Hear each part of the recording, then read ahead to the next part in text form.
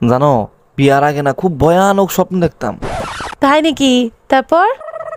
তারপর আশেপাশে মুরব্বী মহিলারা কইলো যে পোলাডারে বিয়া করাই দেন, সব স্বপ্ন দেখা যাইব গা।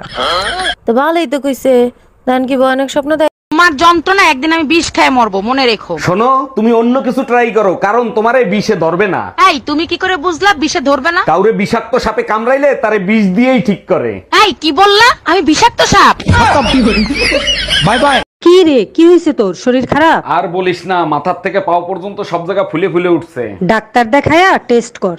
সব ধরনের টেস্ট করছি, কোনো টেস্টে কিছু ধরা পড়ে নাই। তুই এক কাজ কর, পোস্টমর্টেম কইরা দেখ।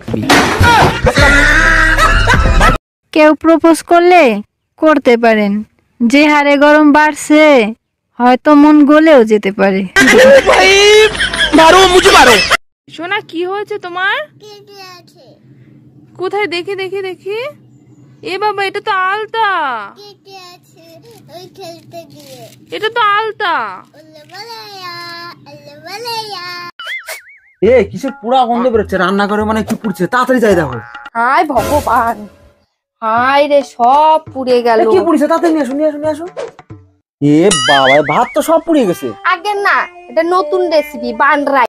এই টুম্পা, রিমোটে কাজ করে না, নষ্ট হয়ে গেছে নাকি? আরে না, নষ্ট হয় না, হাতের উপরে 3টা বাড়ি মারো, দেখবে ঠিকই চলবে। হ্যাঁ, এইবার ঠিক আছে, তোমার মাথায় বুদ্ধি আছে। রিমোটটাও তোমার মতো, মায়ের না খাইলে কাজ করে না। কই রে, এক কাপ চা করে এনে দে নাকি। চা খেতে হবে না তোমাকে, আর একটা কাজ তো ঠিক মতো করতে পারো না। দেখেছো ঝুমাবদি কত সুন্দর একটা ফ্রিজ নিয়েছে? দেখেছো ঝুমাবদি ফ্রিজটা?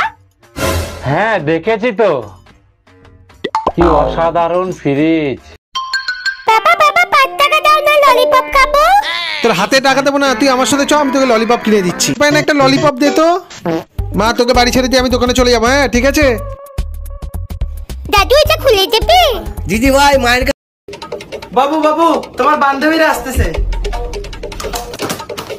ধরো ধরো, এগুলো তাড়াতাড়ি আলমারির মধ্যে রাখো। কেন, তোমার বান্ধবীরা কি শোন নাকি? আরে না, ওদের জিনিসগুলো ওরা চিনি ফেলবে। কি হয়েছে, টাকা লাগবো? হ্যাঁ। কত? 25,000। কত? 2500। কত? 25 টাকা নিয়ে চলবো।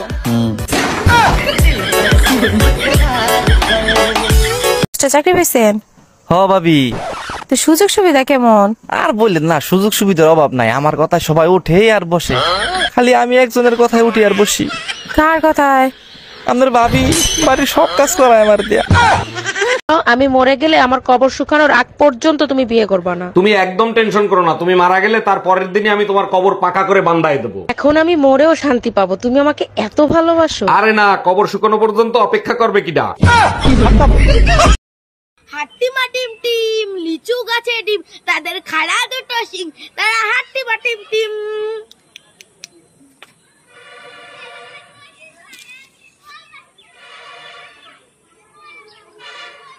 জানো ছোটবেলার দিনগুলো অনেক সুন্দর ছিল, কত আনন্দ ফুর্তি করতাম। হ্যাঁ ঠিকই বলছো, ছোটবেলার দিনগুলোই সুন্দর ছিল, কোনো ঝামেলা ছিল না। জানো আমি ছোটবেলায় সাদা শাড়ি পরে সবাইকে ভয় দেখাইতাম। এখন আর সাদা শাড়ি পরা লাগবে না, এমনিই তোমারে দেখলে ভয় পাবে।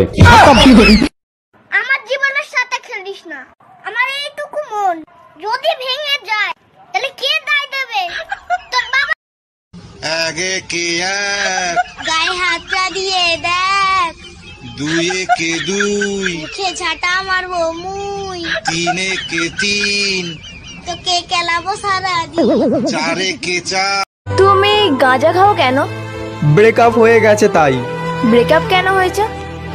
গাঁজা খাই তাই।